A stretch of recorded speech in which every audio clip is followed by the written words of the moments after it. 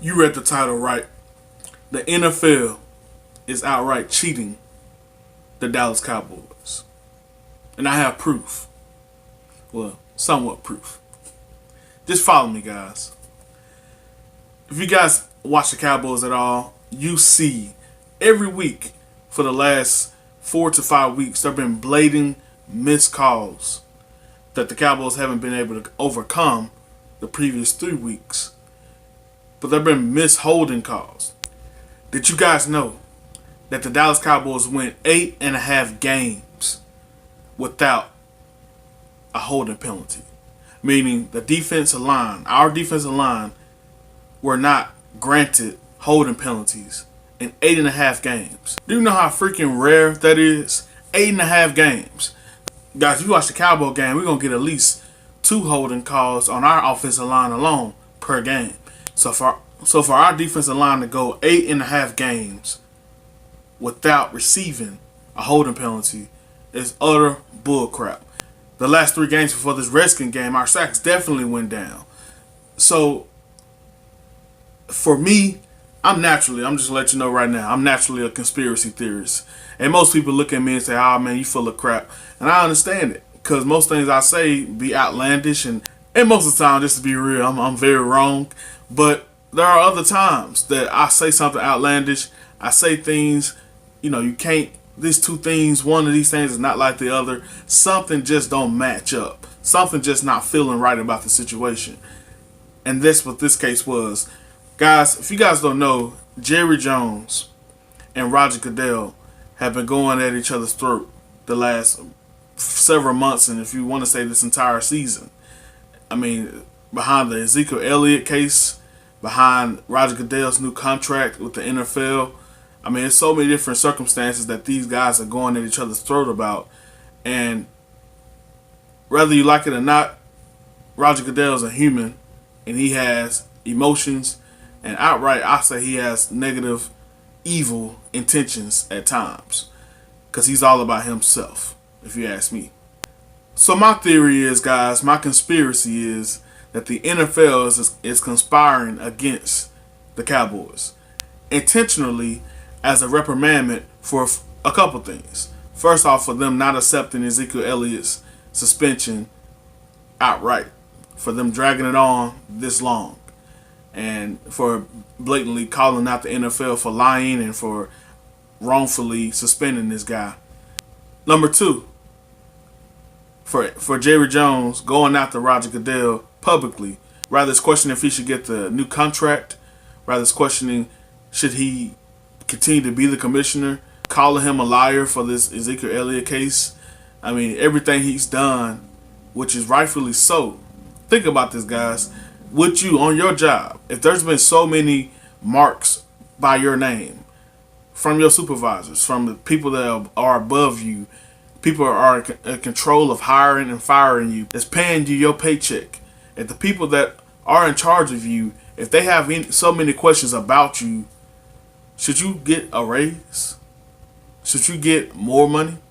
Even if you have contributed a lot to the company, if you're doing a lot more damage for the morale of the company, I think it should be in question whether or not you should get more money.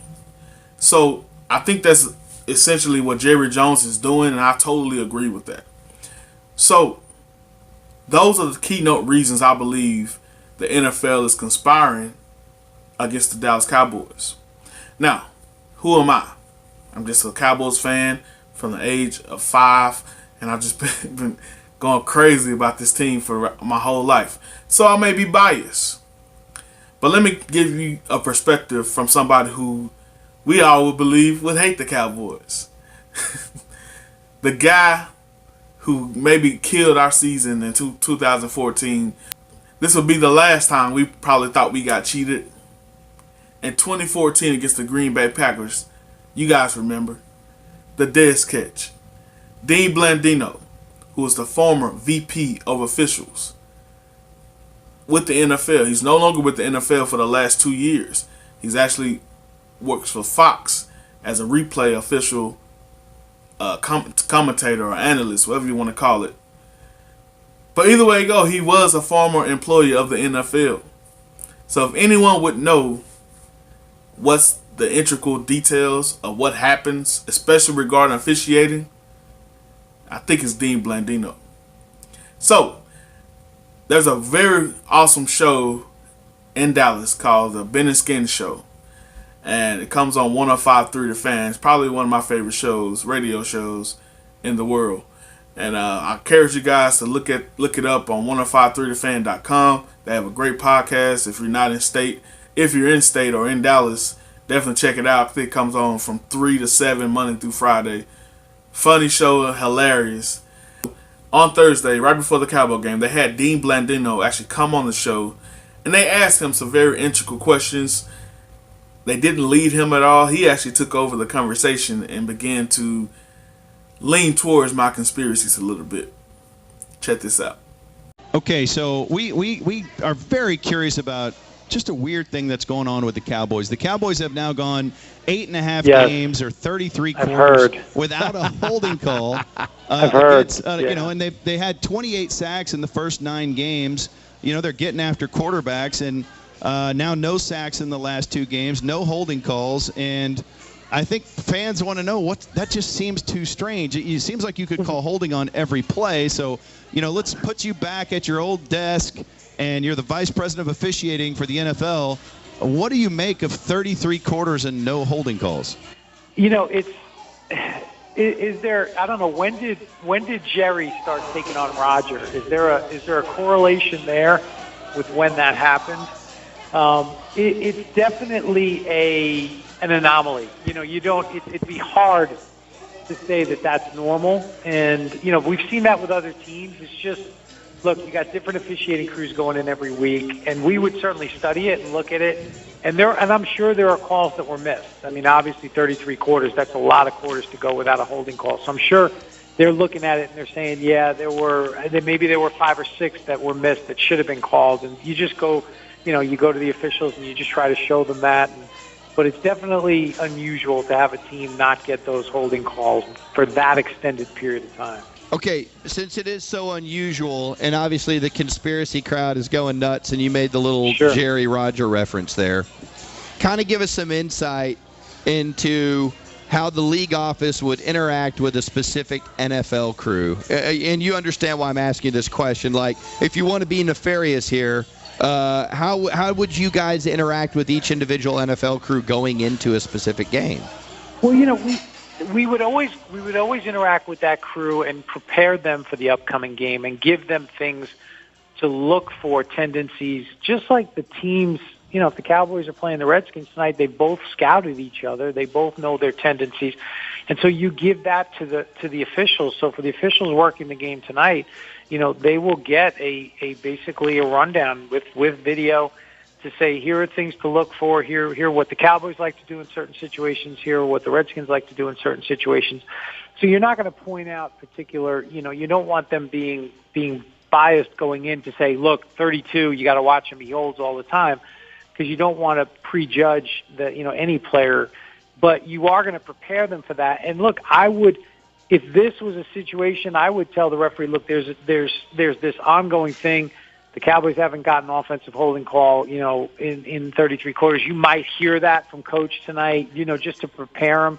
But we're just going to call this game the way we call every game and just, process what you see and then make the right call.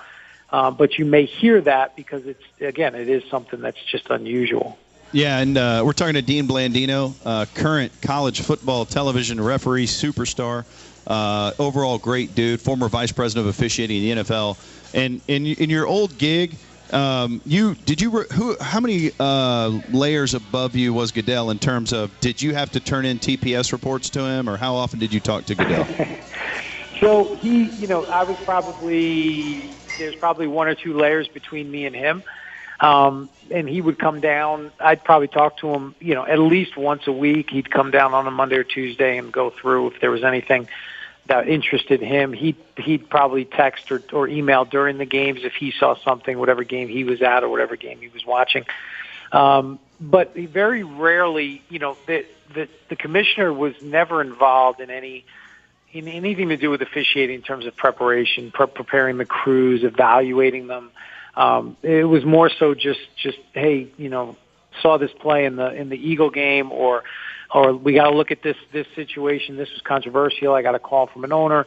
Maybe it's a player safety deal.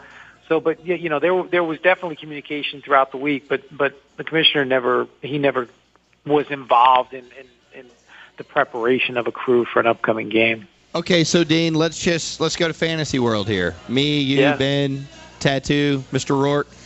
Let's say that the commissioner came to you when you were in your gig and said, I'd like to experiment with the idea that the Cowboys don't get any holding calls on him for, let's say, the next 8 games. How would you implement that? So again, if we're in fantasy world, and how would I implement that? I would basically, I'd have a discreet conversation with the referee before every game, working the Cowboy game, and I would say, hey, we're gonna, talk to the crew, and we're not going to call holding on the Cowboys' opponent today. If I was so inclined to do so, that has never happened, right? And but that would certainly be a way to do it in this conspiracy fantasy world that we're talking about. Yeah, and we all love fantasies. Fantasies are fun. You fantasize, sure. I fantasize. But so basically it sounds, in fantasy world, it sounds a little easier than I thought. So in other words, if whoever has your job now, and I don't know that guy's name because he hasn't ruined a Dez catch yet. Yeah, I know. So if Goodell just said, God, Jerry's really being a butthole, can you stop the Cowboys' defensive line? Okay, let's ruin DeMarcus Lawrence's next contract.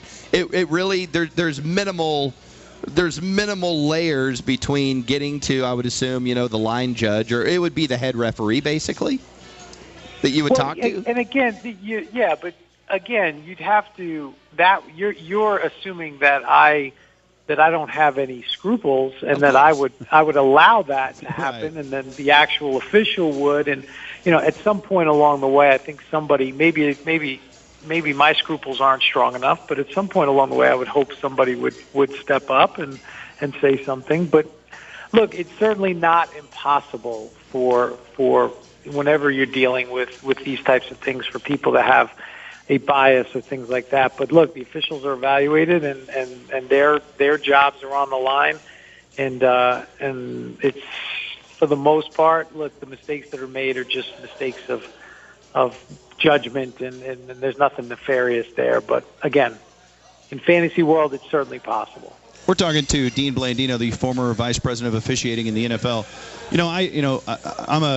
Back in 2006, I feel like the Mavericks got robbed in the NBA Finals because Dwayne Wade got 7,000 free throw attempts in that series, and at the time, Mark Cuban was pushing for referee reform.